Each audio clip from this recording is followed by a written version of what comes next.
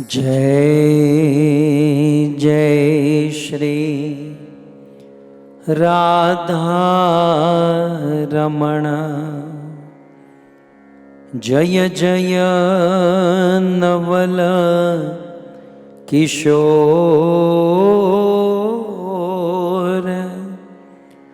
जय गोपी चित चोर प्रभु, जय जय माखन चोर, जय जय माखन चोर। श्री कृष्णचंद्र भगवान की, जगत गुरु श्रील प्रभुपाद की। उपस्थित भगवत कथा अनुरागी, पधारे हुए भक्त वृंद, इस सभा को परम सुशोभित करने वाले भगवत कथा रसिक वरिष्ठ वैष्णव भक्तगण, दूर दूर से, देश विदेश से, फेसबुक, यूट्यूब, गोविंद टीवी आदि के माध्यम से इस कथा का श्रवण करने वाले समस्त श्रोतागण एवं बड़े भाव से, बड़े प्रेम से भगवत प्रेम प्राप्त करने हेतु यह सुंदर कथा का आयोजन करने वाले अमेरिका एटलांटा निवासी श्री पद्मा माता जी और भावना माता जी, और हम स्मरण करेंगे इस परिवार के पितृओं का, जेनेटी लीस, मनीला जी, मधुबेन, साधु मार्ग प्रभु। बहुत सुंदर फार्म है और साधु मार्ग प्रभु बहुत सुंदर यहाँ पर खेती करते हैं। खेती तो नहीं, लेकिन एक बहुत सुंदर, जैसे चैतन्य महाप्रभु कहते हैं ना, हमें माली बनना चाहिए, ऐसे प्रकृति के गोद में बहुत सुंदर सेवा कर रहे हैं।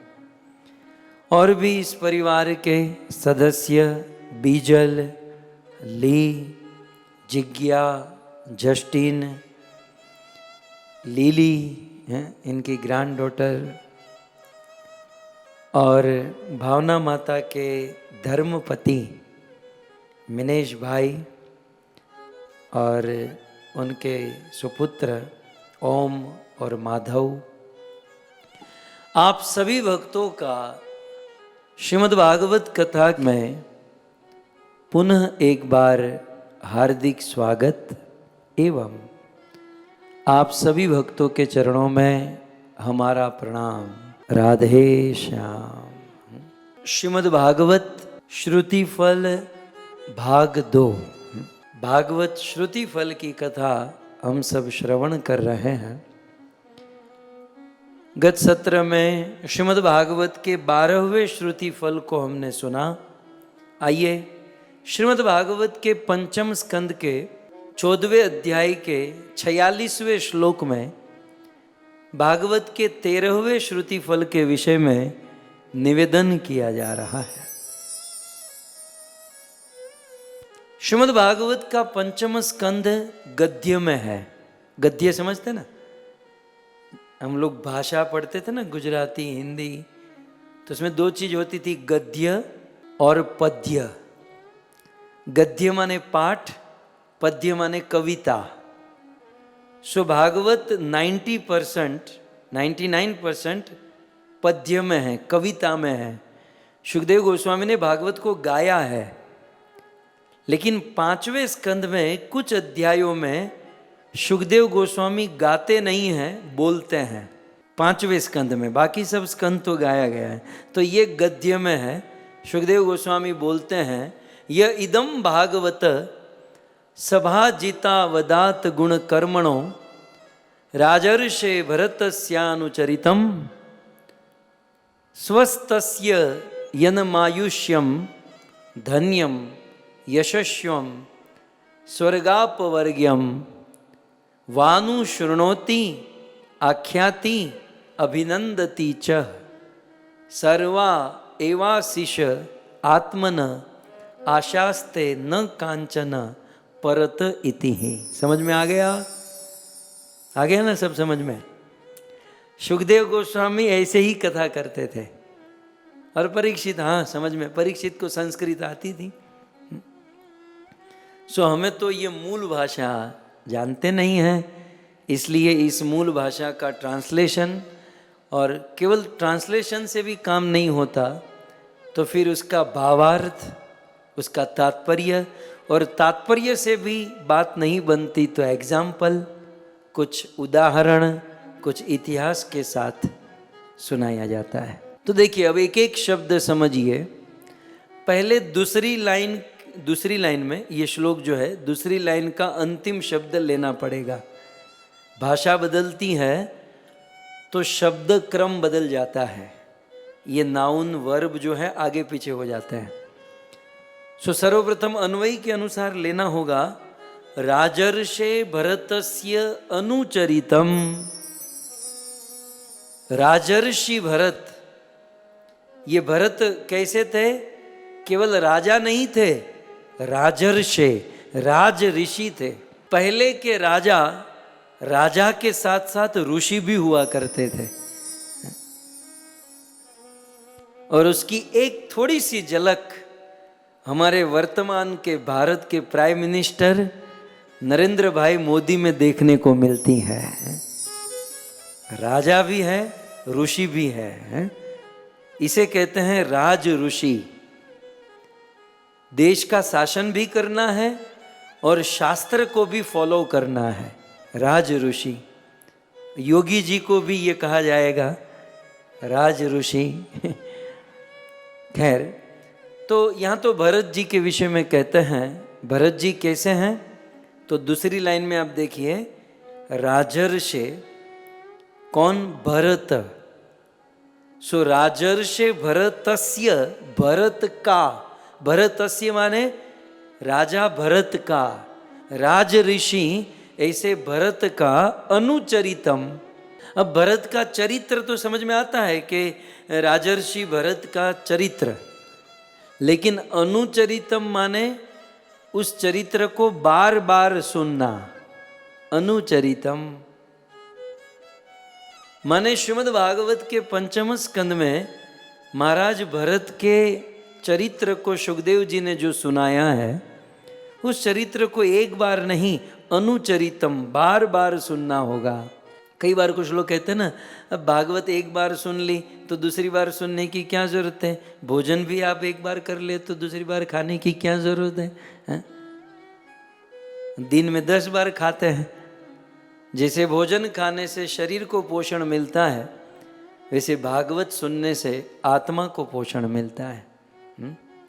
सो राजर्षे भरतस्य अनुचरितम, राजर्षि भरत का अनुचरित माने उस बार बार उस चरित्र को सुनने से। सबसे पहले वो चरित्र कैसा है? राजर्षि भरत का चरित्र कैसा है? कथम भूतम चरितम। तो पहली लाइन में वर्णन करते हैं कि य इदम भागवत सभाजितः। ये राजर्षि भरत का जो चरित्र है, भागवत सभाजित माने भागवत माने शुद्ध भक्तों के द्वारा वर्णित किया गया है। सो य इदम माने वो पहले अन्वय के अनुसार राजर्षि भरतस्य अनुचरितम को ले लिया। राजर्षि भरत का जो चरित्र है, यह इदम भागवत सभाजित, महाभागवतों के द्वारा ये प्रशंसित है, उच्चारित है। मतलब भरत के चरित्र को छोटे लोगों नहीं, बड़े बड़े लोगों ने गाया है? और फिर आगे कहते हैं अवदात।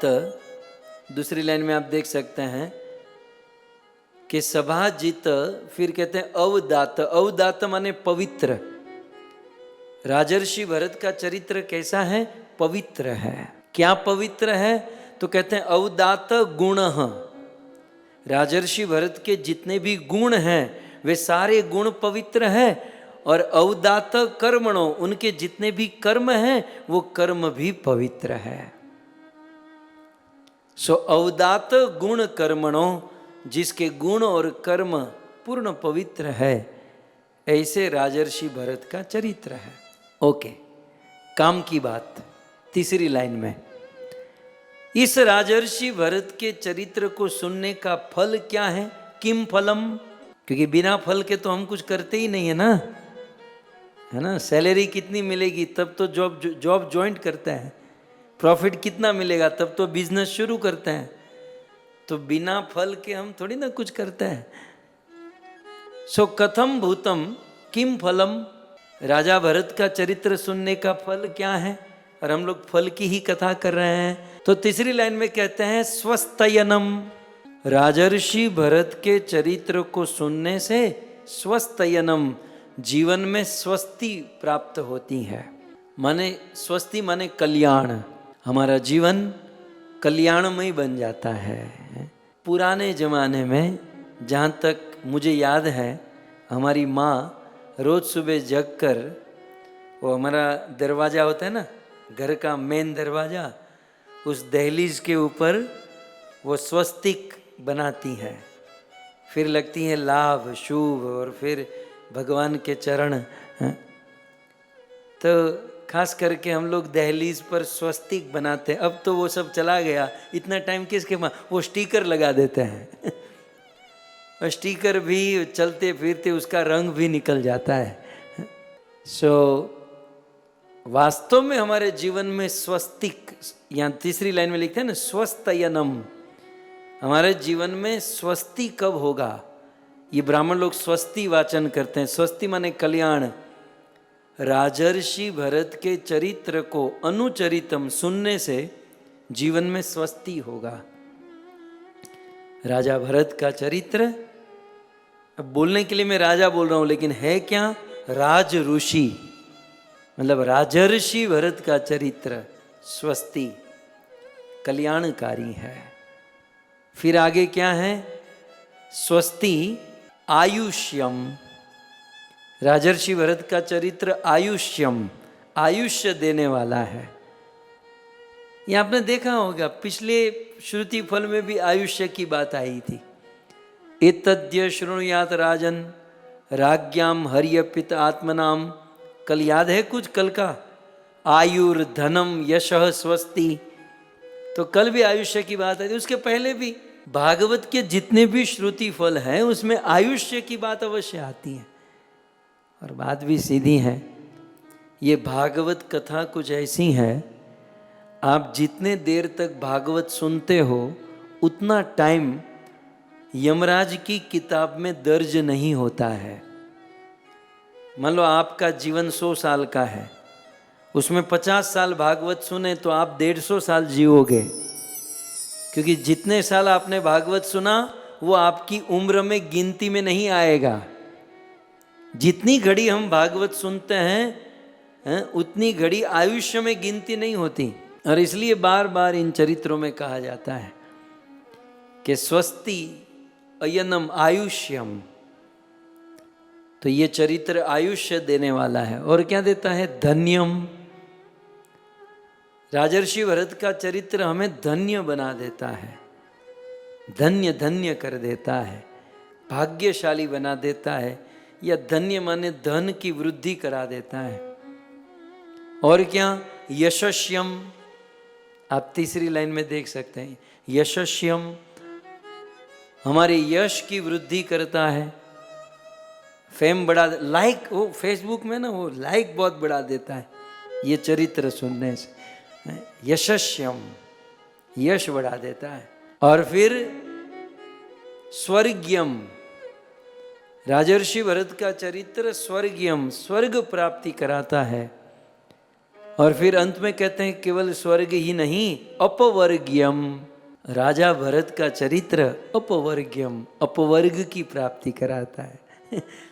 हम लोग कितने भाग्यशाली हैं। आप सोचो तो सही, राजा भरत का चरित्र कितनी हजारों बार तो सुना होगा, लेकिन ये श्लोक कभी भी ध्यान में आया किसी को? ये तो बेचारा कहाँ कोने में पड़े पड़े रोता रहता है, कोई तो मुझे लो। हे भागवत के वक्ता हो, कोई तो मुझे लो।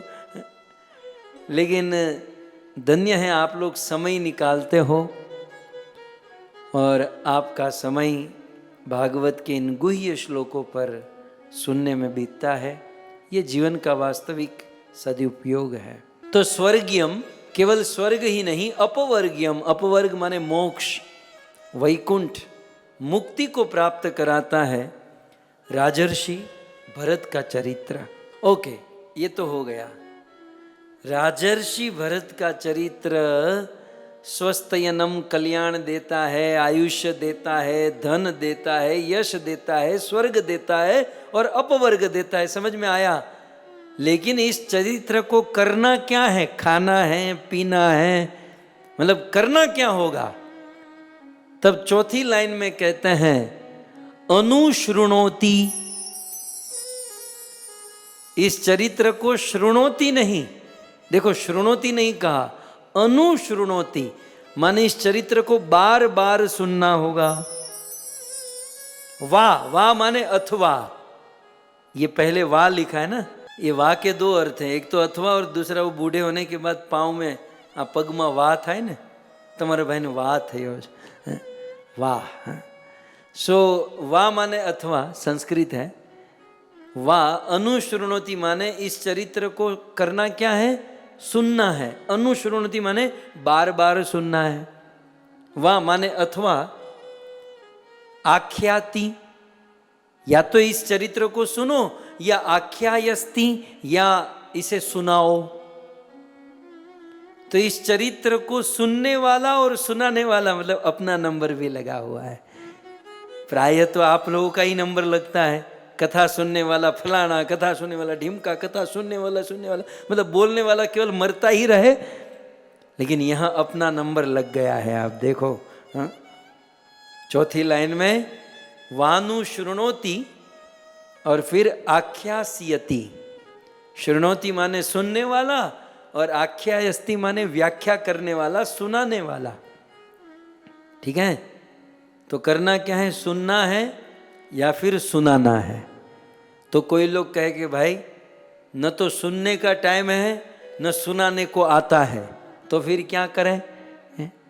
तो फिर तीसरी चीज यहाँ पर बताई गई, थोड़ा बड़ा करके दिखाऊं तो कहते हैं शृणोति, आख्यायस्ति। यदि ये दोनों नहीं कर सकते हैं तो अभिनंदन्ति। कोई बात नहीं, घर बैठकर अमृत चर्चा में भी भले शनिवार रविवार है, फिर भी आप लोग घर बैठकर कथा न सुन सकते हो न बोल सकते हो, कोई बात नहीं। आप इसका अनुमोदन तो कर सकते हो ना। चलो आप बिजी हो गए, काम धंधे में हो, कुछ नहीं, न कथा बोल सकते न सुन सकते। अभिनंदन्ति माने अनुमोदन। अनुमोदन तो कर सकते हैं कि भाई हमारे पास तो टाइम नहीं है, हमें तो सुनने का समय नहीं है, या हमें बोलने को नहीं आता है, लेकिन हाँ ये जो हो रहा है ना बहुत अच्छी बात है, ये बहुत अच्छा हो रहा है, ये लोग बहुत अच्छा कर रहे हैं, इतना भी कोई कह देना तब भी उनका उद्धार हो जाएगा। ये चरित्र ऐसा है। इस चरित्र को गाने वाला भी उद्धार होता है, सुनने वाला का भी, लेकिन अभिनंदन्ति च, इसका अभिनंदन करने वाले का भी उद्धार होता है। ओके, अब ये तो जनरल बात हो गई। अब सुखदेव गोस्वामी को कहा जाए कि राजर्षि भरत के चरित्र को सुनने का मूल फल क्या है। ये मुझे बहुत अच्छा लगा, ये मूल, इसका फल बहुत अच्छा है। ये तो ज़रूरत है खास करके ऐसे सब लोगों को, लेकिन भारत में रहने वाले को तो ज़्यादा। इसका फल क्या है? चौथी लाइन में सर्वा एवा शिष्य आत्मन आशास्ते। आशास्ते माने पूर्ण हो जाती है, और आशीष माने कामना। यह चरित्र सुनने से हमारी जितनी भी कामना है वो सारी कामना पूर्ण हो जाती है। इसलिए इसका फल क्या बनता है? एग्जैक्टली इसका फल तो आप अंत में देखो, अंतिम लाइन में लिखा है न कांचन परत इति ही। ये राजर्षि भरत के चरित्र को श्रवण करने का मूल फल है कि न कांचन परतः इति ही। यदि राजर्षि भरत का चरित्र सुनेंगे तो जीवन में कभी भी किसी से कुछ मांगना नहीं पड़ेगा, है ना। ये भाई कुछ पैसा दे देना, ये भाई कुछ खाने को दे देना, ये भाई कुछ शेयर बाजार की टिप्स दे देना, ये भाई कुछ ये दे देना, वो दे देना। जीवन भर तक मांगते मांगते मांगते। ये जॉब करने वाले भाई कोई अच्छी जॉब दिला देना, बिजनेस करने वाले भाई कहीं कमावानू आपो ने, कहीं कमाने के लिए कुछ दे दो ना। मांगना कभी बंद नहीं होता। लेकिन बहुत सुंदर बात, राजर्षि भरत के चरित्र को सुनने वाले को न कांचन परत इति, परत माने पराइयों से, दूसरों से कभी भी कुछ मांगना नहीं पड़ेगा। ओके, सो राजर्षि भरत के इस चरित्र को सुनने से मांगने से मुक्ति हो जाएगी, मांगने से मुक्ति हो जाएगी। मतलब ये लोन बोन का चक्कर तो टोटल खत्म हो जाएगा, आदमी लोन फ्री हो जाएगा, मांगने से मुक्ति हो जाएगी। मैंने पहले ही कहा भागवत कथा का मूल फल भगवत प्रेम है ना। तो भगवत प्रेम तो मिलेगा ही, लेकिन भागवत कथा के इन प्रसंगों का कुछ विशेष विशेष फल, गौण फल बताया गया। तो राजर्षि भरत के चरित्र को सुनने का ये गौण फल है कि इससे जीवन में कभी किसी से कुछ मांगना नहीं पड़ेगा। तो ये श्रीमद् भागवत के 5वें स्कंद के 14वें अध्याय के 46वें श्लोक में लिखा गया है। अच्छा, राजर्षि भरत का चरित्र कहाँ पर है? भागवत के 5म स्कंद के 7वें अध्याय से लेकर 14वें अध्याय तक राजर्षि भरत का चरित्र है। श्रीमद् भागवत 5वां स्कंद 7वां अध्याय से लेकर 14वां अध्याय 14 तक। एक बात कहें, हमारे गुरु महाराज ने, परम पूज्य राधा गोविंद गोस्वामी महाराज ने इस 5वें स्कंध के 7वें अध्याय से 14वें अध्याय को अमृत महोत्सव कहा है। राजर्षि भरत का ये चरित्र अमृत महोत्सव माने अमृत प्रदान करने वाला है। तो अब आप लोगों की क्या इच्छा है, हो जाए आज? इस चरित्र को आचार्यों ने अमृत महोत्सव कहा है और ये चरित्र मांगने से मुक्त कर देता है, ये मांगने का चक्कर खत्म कर देता है और भगवत प्रेम प्राप्ति करा देता है। आइए तो राजर्षि भरत के इस चरित्र को हम संक्षिप्त में ही सही हम इसका श्रवण करें। आप सब जानते हैं मनु महाराज, स्वयंभू मनु और शत्रुपा के 2 पुत्र हुए। छोटे पुत्र उत्तानपाद और बड़े पुत्र प्रियव्रत। महाराज प्रियव्रत बड़े पुत्र थे और उस प्रियव्रत के 10 पुत्र हुए। उसमें 3 बड़े पुत्र कवि, महावीर और संवत, ये तीनों सन्यासी हो गए, ब्रह्मचारी हो गए। और अन्य 7 पुत्र को महाराज प्रियव्रत ने 7 द्वीपों का राजा बना दिया। उनमें जो सबसे बड़े पुत्र थे प्रियव्रत के, उनका नाम था आग्निग्रह। और आग्निग्रह को वो 7 द्वीप में से सबसे सेंटर, बीच वाले द्वीप जम्बू द्वीप का राजा बनाया। महाराज आग्निग्रह का विवाह हुआ और उनको 9 संतान हुई। तो महाराज आग्निग्रह ने अपने जम्बू द्वीप को 9 खंड में विभाजित कर दिया और उनके ज्येष्ठ पुत्र थे नाभि, और नाभि को उस 9 खंड में से भारत खंड का राजा बना दिया। महाराज नाभि का विवाह मेरु देवी के साथ हुआ और उसे ब्राह्मणों के आशीर्वाद से, भगवत कृपा से एक दिव्य संतान हुई। और संतान दिव्य क्या, वो स्वयं भगवान ही उनके पुत्र बनकर आए, जिनका नाम हुआ भगवान ऋषभदेव। श्री ऋषभदेव भगवान की। भगवान ऋषभ देव का विवाह हुआ, उनके 100 पुत्र हुए। उन 100 पुत्र में से 9 पुत्र कर्मकांडी ब्राह्मण हुए, 9 पुत्र नवद्वीप के राजा हुए, अन्य 9 पुत्र नव योगेश्वर हुए, 81 पुत्र कर्मकांडी ब्राह्मण हुए, और सबसे ज्येष्ठ पुत्र जो थे वो थे महाराज भरत, जिसकी कथा हमको सुननी है। एक तो है भगवान राम के छोटे भाई भरत, वो रामायण वाले भरत। दूसरे हैं शकुंतला के पुत्र दुष्यंत और शकुंतला के पुत्र भरत, वो भी दूसरे, जहाँ से कुरुवंश प्रारंभ हुआ। लेकिन यहाँ जिस भरत की बात हो रही है वो न तो राम के भाई भरत, न दुष्यंत और शकुंतला के भरत। यहाँ पर जो बात हो रही है भगवान ऋषभ देव के ज्येष्ठ पुत्र भरत की बात हो रही है। और सुखदेव गोस्वामी का ऐसा कहना है, हमारे देश का नाम भारत इसी भरत राजा के नाम से हुआ। सो भगवान ऋषभ देव के ज्येष्ठ पुत्र हुए भरत, और क्योंकि बड़े थे इसलिए बड़ा पुत्र राज्याधिकारी होता है, भरत को राजा बना दिया। और आप जानते हैं भरत का विवाह विश्व रूप की कन्या पंचजनी के साथ हुआ। ये थोड़ी अंदर की जानकारी, बाकी सब तो मोटा मोटी सब लोग जानते हैं, लेकिन ये भी थोड़ी सी डिटेल देख लीजिए कि महाराज भरत का विवाह विश्व रूप की कन्या पंचजनी के साथ हुआ। और उसका नाम पंचजनी इसलिए था क्योंकि उसने 5 पुत्र को जना था, उसने 5 पुत्र को जन्म दिया था। तो राजा भरत के 5 पुत्र थे, नाम जानना है। राजा भरत के 5 पुत्र थे, नाम जान लीजिए।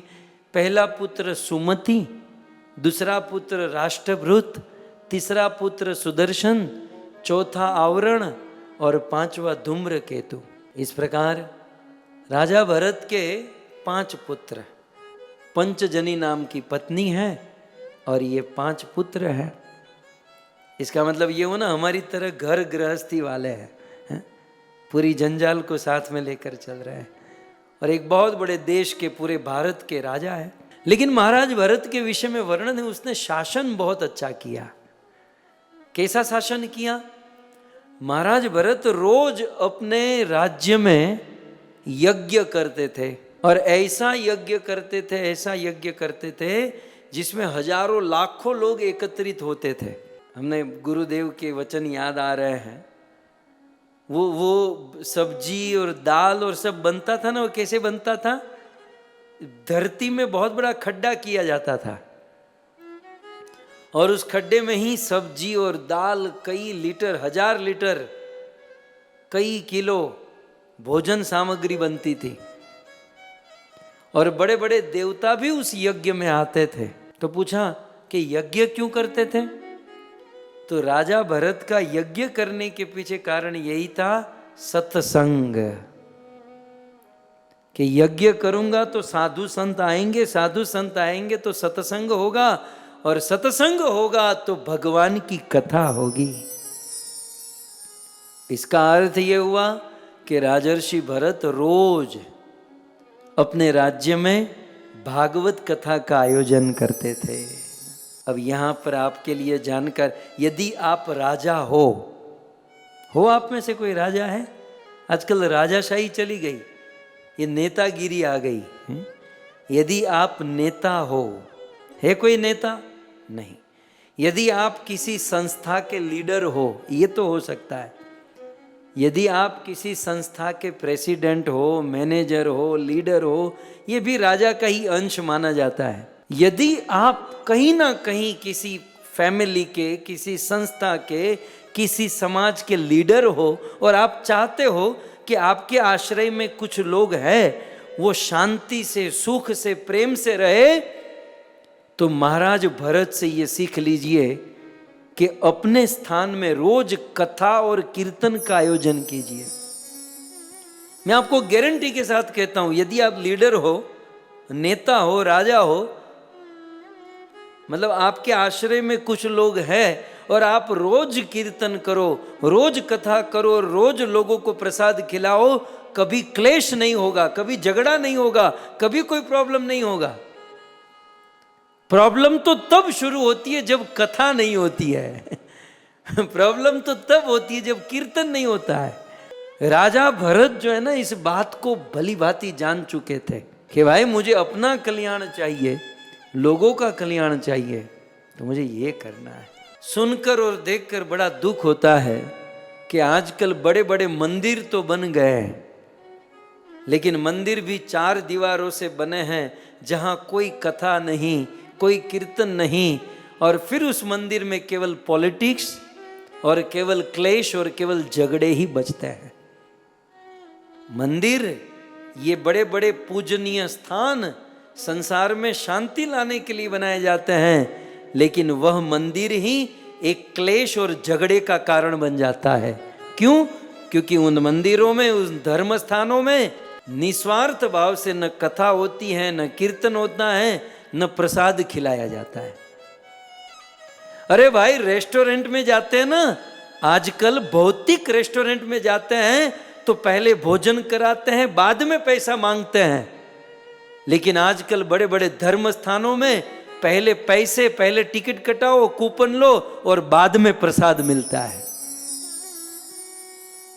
और ऐसे धर्म स्थानों पर, मंदिरों पर जो ध्वजा होती है ना, वो ध्वजा लहराती नहीं, वो ध्वजा मुझे कांपती हुई दिखाई देती है, वो ध्रुजती हुई दिखाई देती है। मैं यहां कहां लगी?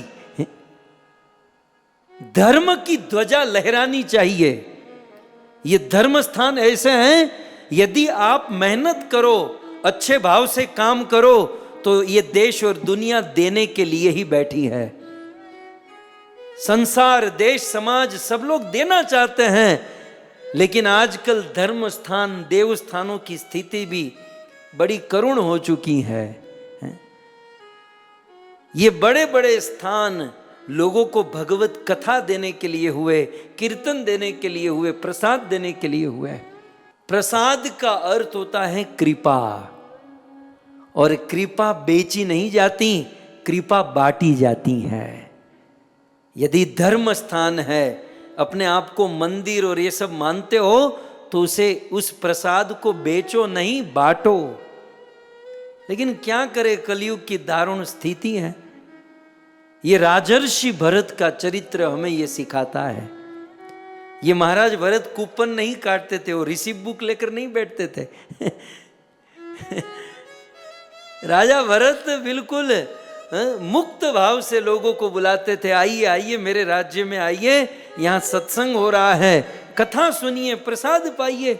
और सब लोग महाराज भरत के राज्य में आते थे, रोज कथा कीर्तन होता था, और महाराज भरत लोगों को ये भगवत सेवा, भगवत भक्ति का लाभ देते थे। और धीरे धीरे धीरे धीरे समय बीता। अब देखो इसका फल क्या होता है। यदि आप, ध्यान से सुनिएगा, यदि आप समाज के लिए ये व्यवस्था करते हो ना, है ना, कि भाई ये भागवत कथा समाज को मिले, वैष्णव एसोसिएशन मिले, यदि आप लोगों के लिए भागवत कथा की, भगवत भक्ति की सुविधा करते हो, तो आप पर अवश्य भगवान की कृपा होगी, होगी और होगी। भावना माता, दिल छोटा मत कीजिए, चिंता करने की जरूरत नहीं, आपने कथा का आयोजन किया है। राजर्षि भरत के जीवन में देखा गया, परीक्षित के जीवन में देखा गया, इन राजाओं ने लोगों के लिए भागवत की व्यवस्था की, और जब लोगों के लिए व्यवस्था की तो इनके जीवन में भगवत कृपा हुई। राजर्षि भरत के जीवन में हम देखते हैं कि इन्होंने प्रजा के लिए, लोगों के लिए बहुत व्यवस्था की।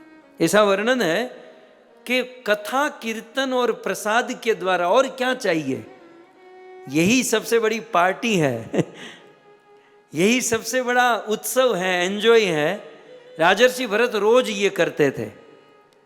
ऐसा कहते हैं राजर्षि भरत के राज्य में वो भोजन जो पकता था, उससे जो धुआं निकलता है ना, भोजन पकाने के लिए धुआं होता है, वो धुआं कभी बंद नहीं होता था, रसोड़ा चालू ज रहता था।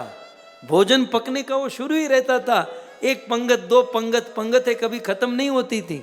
और प्रजा इतनी प्रसन्न हुई कि जब ये राजा बने तब उस देश का नाम था अजनाभ वर्ष। नाभ माने महाराज नाभि और अज माने भगवान ऋषभदेव, तो इनके पूर्वजों के नाम से देश का नाम था अजनाभ वर्ष। लेकिन प्रजा ने देखा कि हमें जो राजा मिला है, ये राजा कथा कीर्तन प्रसादम के द्वारा हम सबको प्रसन्न कर रहा है। अब सदियों से जो नाम चला आ रहा था हमारे देश का, उसे हटाओ और देश का नाम हमारे राजा के नाम से रखो। अजनाभ वर्ष नाम को निकाल दिया और अपने राजा के नाम से अपने देश का नाम रख दिया। भरत के नाम से नाम पड़ गया भारत। ये होता है नामकरण। आजकल तो वो रोड के नाम और यहाँ वहाँ के नाम पैसे खिलाकर और कैसे कैसे वो नाम रखे जाते हैं। लेकिन राजा भरत ने शासन से नहीं, अपनी प्रजा को मैनेजियल प्रेशर से नहीं जीता। राजा भरत ने अपनी प्रजा को प्रेम से जीता।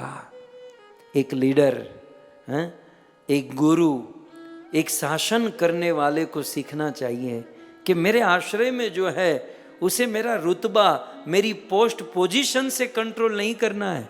उसे इतना प्रेम दे कि न चाहते हुए भी वो आपके कंट्रोल में आ जाए।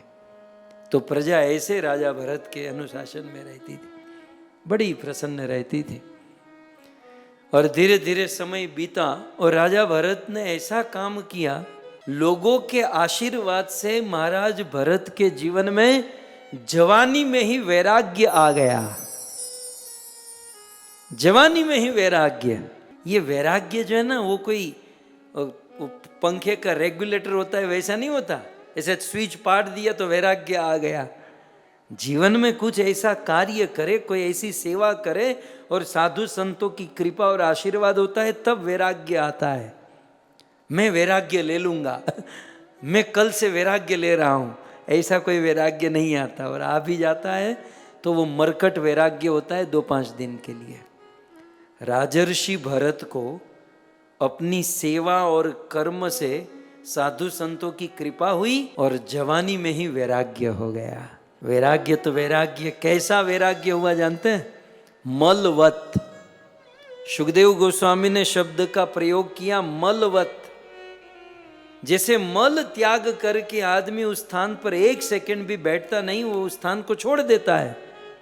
जैसे आपको वॉमिट हुई तो वॉमिट उल्टी करने के बाद आप वहां देखने के लिए खड़ा नहीं रहते, वहां से तुरंत उस स्थान को छोड़ने का मन करता है।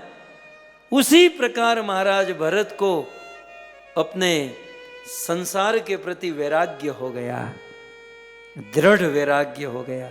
और वैराग्य लेकर लाखों लाख दास दासी, नौकर चाकर, राज रजवाड़े, अपनी पत्नी पंचजनी और अपने 5 पुत्र को त्याग कर वन में चले गए और वन में जाकर प्रभु भजन करने लगे, भगवान श्री कृष्ण की भक्ति करने लगे राजर्षि भरत। अब भगवान की भक्ति, कृष्ण की भक्ति एग्जैक्टली कहाँ पर पहुँचे?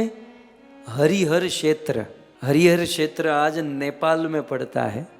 गंडकी नदी के तट पर वे पुल्हाश्रम में रहने लगे और भजन करने लगे। सुखदेव गोस्वामी ने तो यहाँ तक कहा कि भजन करते करते करते भक्ति में अवस्था होती है, क्रम से भक्ति में आगे बढ़ा जाता है। पहले श्रद्धा होती है, फिर साधु संग होता है, फिर भजन क्रिया होती है, फिर निष्ठा, फिर रुचि, फिर आसक्ति, बाद में भाव और अंत में प्रेम। सो राजर्षि भरत अब तो राजा नहीं रहे, सब कुछ छोड़ छाड़ कर आ गए वन में और भक्ति में भाव के स्तर पर पहुंच गए। भाव का स्तर क्या होता है?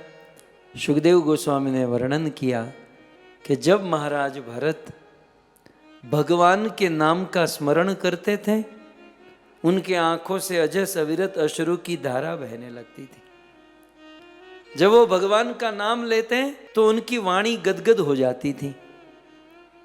जब जब वो भगवान की सेवा पूजा करते हैं तो सेवा पूजा में वो क्रम चूकने लगे थे। देखिए, ये सेवा पूजा का क्रम तब तक मेंटेन रहता है जब तक हम साधन भक्ति करते हैं, साधना भक्ति। और साधना भक्ति में भी वैधि साधना भक्ति, रागानुगा साधना भक्ति। ये साधन भक्ति करते करते करते जब हम सिद्ध हो जाते हैं, भाव के स्तर पर पहुंच जाते हैं, फिर ये सिस्टेमेटिक की आवश्यकता नहीं रहती, फिर वो सिस्टम से कुछ करने की जरूरत नहीं पड़ती। मैं 2-3 दिन पहले ही किसी को मिला था, कोई तो मुझे कह रहा था कि हमें तो भाई वही भक्ति करनी है जैसे कृष्ण के सखा करते थे। कृष्ण के कंधे पर हाथ रखते थे, कृष्ण से खेलते थे। वो सिस्टेमेटिकली घंटी बजाना और अगरबत्ती लेकर, वो मुझे नहीं जमता। मुझे वो वाली भक्ति करनी है। हाँ, अवश्य हम सबको वो वाली भक्ति करनी है, भाव भक्ति। लेकिन उस भाव भक्ति तक पहुंचने के लिए पहले साधन भक्ति करनी पड़ेगी। सीधे वहां नहीं जा सकते। यदि सीधे चले गए तो फिर वो सहजिया हो जाएगा। वो बिना, क्या कहेंगे, बिना योग्यता के सर्टिफिकेट हो जाएगा। महाराज भरत क्रमशः वो भक्ति में प्रोग्रेस किए, प्रगति किए, आगे बढ़े। और राजर्षि भरत ऐसे दिव्य अवस्था में स्थित थे और उसी समय एक घटना घटी। घटना क्या थी? एक सिंह किसी गर्भवती हिरणी के पीछे दौड़ा उसे खाने के लिए। और ये तो स्वाभाविक है, जीव जीवस्य जीवनम, अन्य जीव किसी अन्य पर आधारित होते हैं।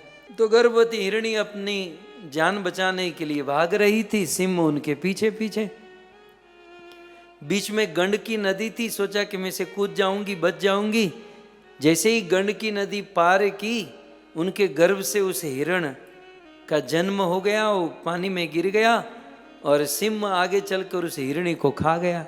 अब वो छोटा सा हिरण का बच्चा गंडकी में गिरा। ये राजर्षि भरत ने देख लिया। तो भजन कर रहे थे, भजन करते करते देखा। अब दया धर्म का मूल है। जो धर्म करता है, जो भक्ति करता है, उसे सिखाना थोड़ी पड़ता है कि तुम दया करो। भजन करने वाले में दया तो होती है। तो हृदय में दया आई, खड़े हुए और गंडकी में कूदे और जैसे तैसे हिरण को बचा लिया। जैसे गोविंद टीवी ने चित्रण किया है पीछे, वो हिरण को लेकर, उस छोटे से बच्चे को लेकर अपनी कुटिया में आए। भरत दया ता ऊपर आई, लाए आश्रम ताही लिवाई। पोषे ताही पुत्र की नाई, खाई आप तब ताही खवाई। सूरदास जी ने लिखा है कि उस दया करके उस हिरण के बच्चे को अपने आश्रम कुटिया में लाए, उनका पालन पोषण करने लगे, भोजन कराने लगे, खिलाने पिलाने लगे। अब वो तो हिरण का बच्चा था, उसको उस टाइप का भोजन चाहिए, है ना। तो उसको जुटाने के लिए फिर कहीं दूर जाना लाना, उसमें बिजी हो गए। अब हिरण का बच्चा भी इतना अकड़ू था, उसको रोज घूमने जाना है, सैर करना है, ये खाना वो खाना। राजर्षि भरत उसी में बिजी हो गए और अपनी भजन भक्ति भूल गए। सुमिरन भजन बिसरी सब गयो, सारा स्मरण भजन भक्ति सब कुछ छूट गया उस हिरण की सेवा करने में। मुझे ये राजा भरत कभी मिले ना, मुझे मिलेंगे तो नहीं, शायद मिल जाए, तो मैं पहले यही प्रश्न पूछूंगा कि हे महाराज, आपको हिरण की ही सेवा करनी थी तो फिर इतनी अच्छी पत्नी पंचजनी और आपके 5-5 पुत्र, इनको क्यों छोड़ा आपने? उसी की सेवा करते। मोटा उपाड़े, हमारे गुजराती में वो कहे, मोटा उपाड़े पत्नी ने छोड़ी, 5-5 बालकों ने छोड़ी, प्रजा ने छोड़ी, वन में गया और वन में जाके एक हिरण की सेवा में लग गए। उसे तो अच्छा था अपने बच्चों की सेवा करते, पत्नी की, प्रजा की सेवा करते, इतना अच्छे से चल रहा था। ऐसा होता है कई बार। क्या होता है, हम डिवोटी में भी ऐसा होता है, हम लोग बहुत बड़ा बड़ा त्याग कर देते हैं, लेकिन कभी कभी हम लोग छोटी सी चीज में फंस जाते हैं। वैसे देखा जाए तो हम डिवोटी कितने बड़े त्यागी हैं, बहुत बड़े त्यागी, कितना त्याग करते हैं। इस कथा को सुनने के लिए पत्नी को छोड़ देते हैं, पति को छोड़ देते हैं, 3 घंटा हमसे बात मत करना, हमको मत बुलाना। क्यों? हम कथा सुन रहे हैं। अपनी फेवरेट टीवी सीरियल को छोड़ देते हैं, अपना खाना पीना भोजन सब कुछ छोड़ देते हैं। इतना इतना त्याग करते हैं, वैराग्य लेते हैं। क्यों? कथा सुनने के लिए। इतना बड़ा त्याग तो कर दिया, लेकिन जब कथा सुनने को आते हैं तो कथा में सो जाते हैं, कथा को ही त्याग देते हैं। कथा के लिए इतना बड़ा त्याग, और कथा में आए तो कथा में सोकर कथा को ही त्याग कर दिए। कभी कभी भक्तों में ऐसा होता है कि देखने के लिए बड़ा त्याग कर देते हैं, लेकिन छोटी छोटी वस्तु में फंस जाते हैं। एक भक्त कितना सेक्रीफाइस करता है, लेकिन छोटी। मुझे वो राजा भर्तहरि और गोपीचंद की बात याद आती है। राजा भर्तहरि बहुत बड़े राजा थे, अपना राजपाट सब कुछ छोड़कर भेख धारण कर लिया, सन्यासी बन गए। और उसी का एक बहन का लड़का भांजा गोपीचंद, और भर्तहरि उज्जैन के राजा थे, गोपीचंद गुजरात के राजा थे, लेकिन कनेक्शन था। और अपने मामा की बात सुनकर इसने भी वैराग्य ले लिया। अब दोनों एक दूसरे को जानते नहीं थे, पहचानते नहीं थे, लेकिन दोनों अपने अपने स्थान पे वैराग्य लेकर निकल पड़े। अब दोनों राजा थे, राजपाट धन धान्य सब कुछ छोड़कर निकले। 2 साल 5 साल 10 साल के बाद दोनों एक गांव में पहुंचे, जानते नहीं थे एक दूसरे को। राजा भर्तहरि सन्यास लेकर, सन्यासी के पास क्या एक पोटली होती है, पोटली पेड़ की डाली पर टांगी, वो खूंटी डाली में एक खिल्ली थी, खूंटी थी, उस पर टांगी और सोए हुए थे। और जग कर पोटली को वहीं पर टंगे रहने दी और कुछ भिक्षा मांगने गए। तब तक गोपीचंद आए, बोले अच्छा छांव है, अच्छा पेड़ है, वहां सो गए। अब भिक्षा मांगकर भर्तहरि आए तो कहे, हे ये मेरा स्थान है, चलो खड़े हो जाओ। बोले क्या आपका एग्रीमेंट है, यहाँ कहीं लिखा है कि ये आपकी जगह है? भर्तहरि ने कहा कि देखो इस खूंटी पर मेरी पोटली टंगी है, मतलब ये मेरा स्थान है। बोले मैं यहाँ पर बैठा हूँ तो मेरा स्थान है। दोनों आपस में झगड़ा करने लगे, और झगड़ा करते करते एक दूसरे को मुक्का मारने लगे, लात मारने लगे, और बहुत बड़ा झगड़ा हो गया। और उसी समय उस स्थान से एक बुढ़िया निकली, और वो बुढ़िया कहती है कि दोनों साधु होकर झगड़ा कर रहे हो, तुम फक्कड़ साधु होकर झगड़ा कर रहे हो। तुमने गोपीचंद और भर्तहरि का नाम सुना है?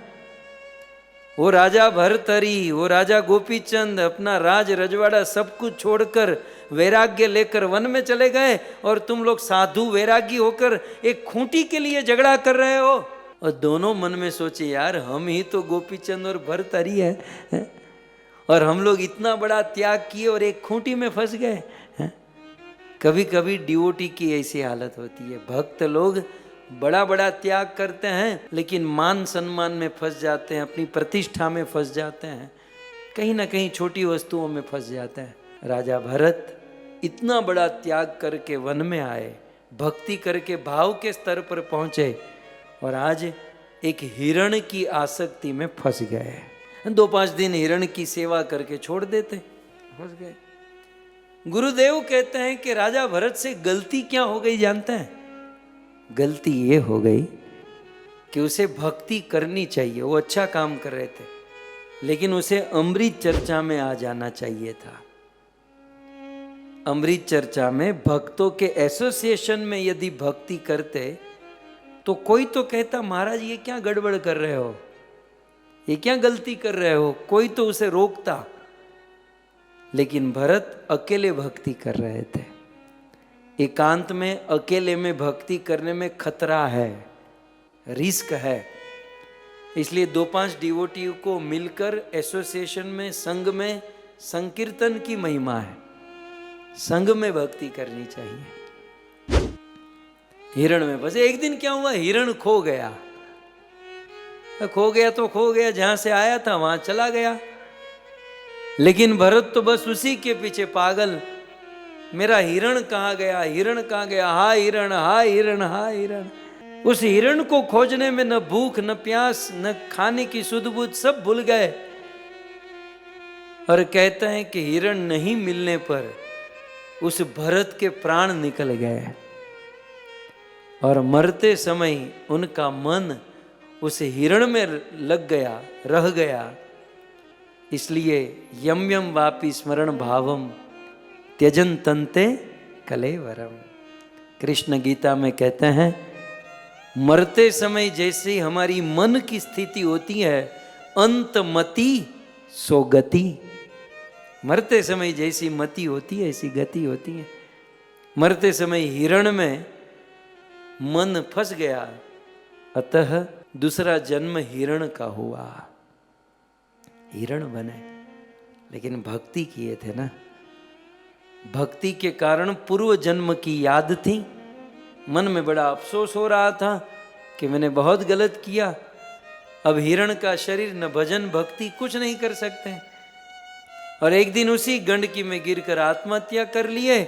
और महाराज भरत का तीसरा जन्म किसी ब्राह्मण के घर पर हुआ और पूर्व दोनों जन्म का स्मरण था। और अब तो ये संकल्प कर लिए, कुछ भी हो जाए अब फंसना नहीं है। पहले तो हिरण में फंसा, फिर स्वयं हिरण बना, लेकिन अब ब्राह्मण के घर पर जन्म, अब फंसना नहीं है। जानते थे सब कुछ, लेकिन किसी को दिखाते नहीं थे। पहले के जमाने में राजा के पास जब कोई गीत सुनने का मन होता था, पहले के जमाने में तो ये आईपैड आईपॉड तो कुछ था नहीं, सीडी प्लेयर या कोई प्लेयर तो था नहीं।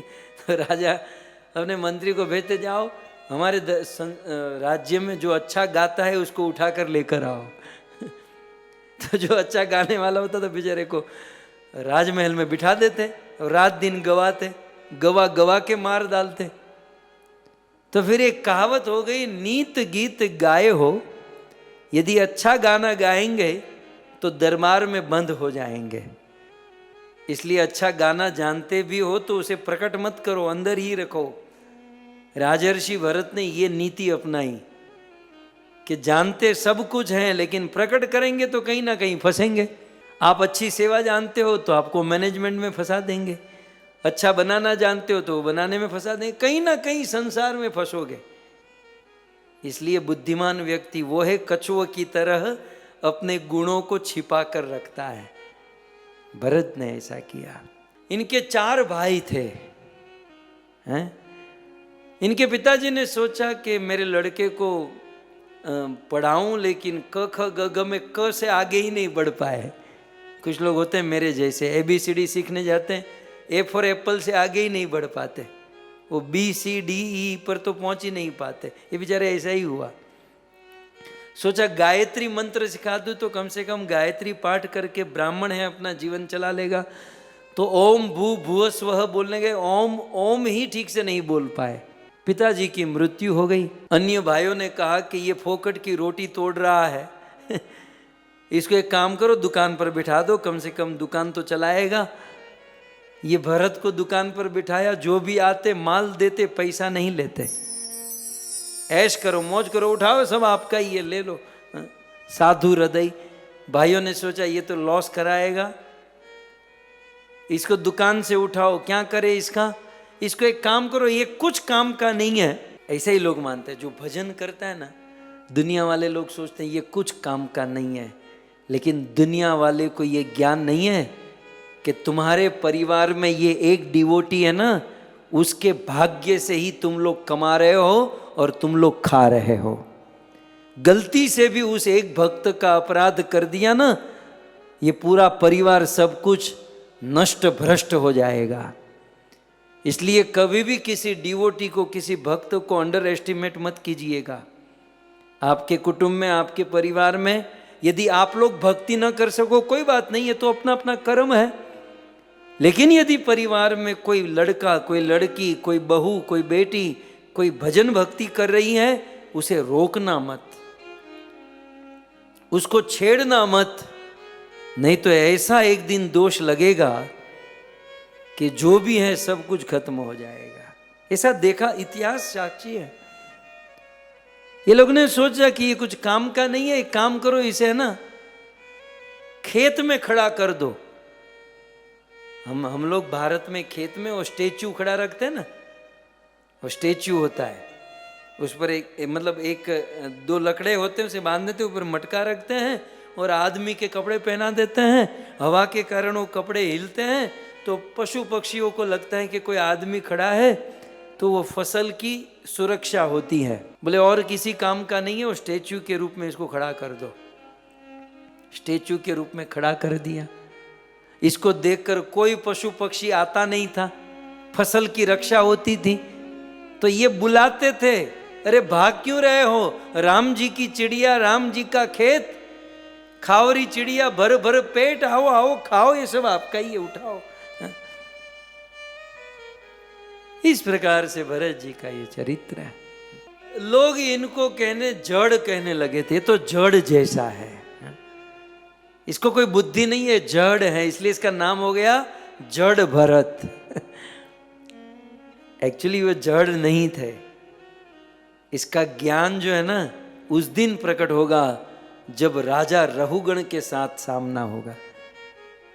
किसी की विद्वत्ता को बाहर निकालने के लिए सामने भी तो कोई पात्र होना चाहिए ना, ये मूर्खों के सामने कोई क्या बोलेगा। लेकिन जड़ भरत जी ने देखा कि अब पात्र मिल गया है, तब उसने अपनी विद्वत्ता, अपना ज्ञान राजा रहुगण के सामने प्रकट किया। लेकिन उसके पहले एक छोटी सी कथा श्रीमद् भागवत जी में है। सुखदेव गोस्वामी कहते हैं एक दिन खेत में खड़े थे, एक काली देवी का उपासक, उसको पुत्र नहीं हो रहा था, तो उसने सोचा कि मैं देवी माता को बलि चढ़ाऊंगा ना तो मुझे संतान हो जाएगा। सो देवी माता को बलि चढ़ाने के लिए, नर बलि चढ़ाने के लिए अपने 4 अनुचर को भेजा, जाओ किसी मनुष्य को लेकर आओ।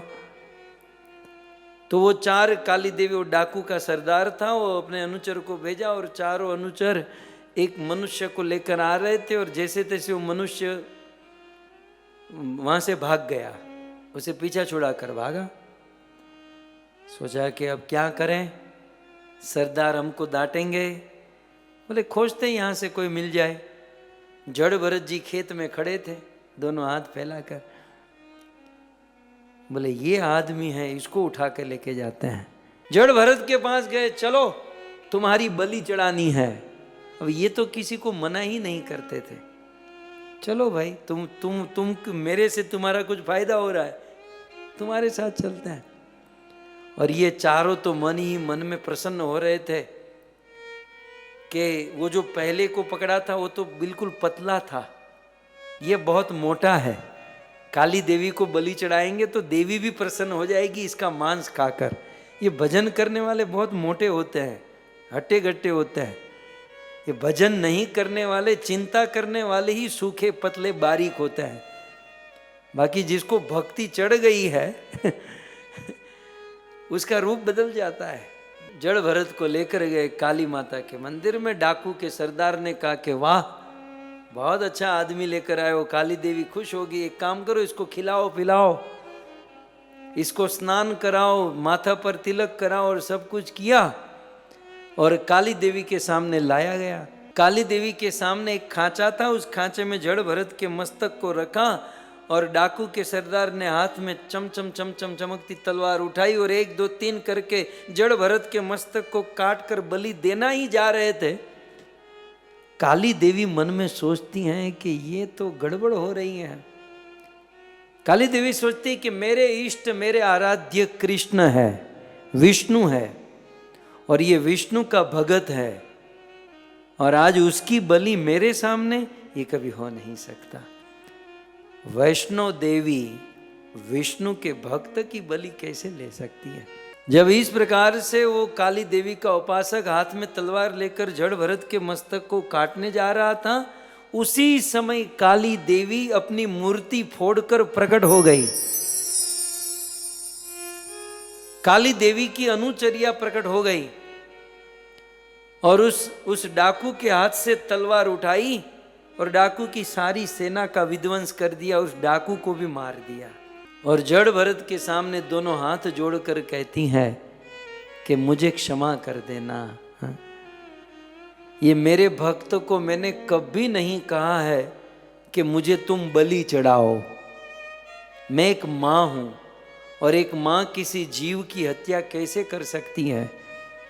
लेकिन ये मेरे जितने भी उपासक हैं या तो मूर्ख हैं या तो स्वयं मांस खाने के लिए मेरा नाम लेते हैं। बाकी मैंने किसी ग्रंथ किसी पुराण में कभी नहीं कहा कि मुझे नर बलि चढ़ाओ, पशु बलि चढ़ाओ। वह सत्य बात है। और ये आज तुम्हें मारने जा रहे थे, मुझे क्षमा कर देना। इस प्रकार से स्वयं काली देवी ने जड़ भरत जी की रक्षा की और जड़ भरत वहां से वापस आए, खेत में खड़े रह गए। इसको तो क्या था, आकर वो जॉब में शुरू हो गए, वो खड़े रह गए। और फिर गोविंद टीवी ने यहाँ देख रहे हो ना पीछे, एक और जड़ भरत इसको लेकर है, एक और रहुगण पालकी में बैठकर जा रहे हैं। शौबीर देश का राजा, सौराष्ट्र का राजा रहुगण भगवान कपिल देव से ज्ञान प्राप्त करने के लिए सौराष्ट्र से गंगा सागर की ओर जा रहा था। पालकी में बैठा था। 4 पालकी उठाने वाले कहार पालकी को ढो रहे थे। उसमें एक बीमार हो गया। तीनों ने कहा कि भाई एक तो बीमार हो गया, क्या करे? बोले खोजो, यहाँ वहां से कोई मिल जाएगा, मेरा नाम दे देना। जड़ भरत जी खेत में खड़े थे। बोले चलो, राजा ने बुलाया है पालकी उठाने के लिए। जड़ भरत ने कहा चलो, तुम्हारा काम होता है तो तुम्हारे साथ चलता हूँ। साधु सबके साथ, जितना हो सके उतना वैष्णव जन तो तेने कहिए पीड़ पर आई। सेवा करते हैं। गए, पालकी उठाने लगे। अब पालकी चल रही थी, रास्ते में चींटी कीड़े मकोड़े आए। अब जड़ भरत जी तो डिवोटी थे, वो भक्त थे, वो कैसे चींटी कीड़ों को मारे? तो उसे कूद गए। कूदे तो राजा डिस्टर्ब हो गए। राजा ने पहले तो प्रेम से कहा थे, तो सोच समझ कर हिसाब से चलाओ, मुझे यहाँ डिस्टर्बेंस हो रहा है। फिर से चले, फिर से कीड़े मकोड़े आए, जड़ भरत जी कूदे, राजा डिस्टर्ब। राजा ने थोड़ा डांट कर कहा कि भाई थोड़ा सोच समझ कर चलाओ, मुझे प्रॉब्लम हो रही है। ठीक मालिक। अब फिर से चलने लगे, फिर से कीड़े मकोड़े आए, जड़ भरत जी कूदे। राजा नीचे उतर कर हाथ में चाबुक लेकर जड़ भरत को मारने लगे। बोले मैं तुमको ठीक कर दूंगा, तुम्हारी चिकित्सा कर दूंगा, मैं तुम्हारा इलाज कर दूंगा। आज तक जड़ भरत अपने मुख से एक शब्द नहीं बोले थे। जो मौन रखता है ना, मतलब जो फिजूल की बातें नहीं करता, संसार की यहाँ वहाँ की चर्चा नहीं करता, उसकी वाणी में बहुत ताकत होती है।